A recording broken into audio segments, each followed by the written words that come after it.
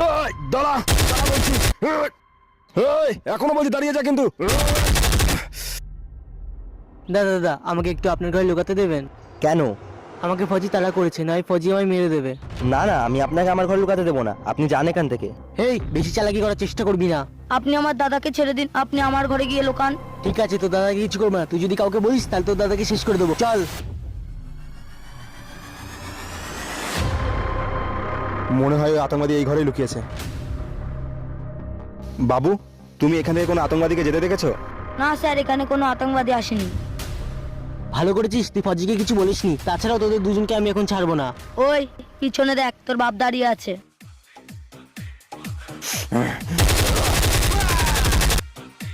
ঠিক আছে বাবু।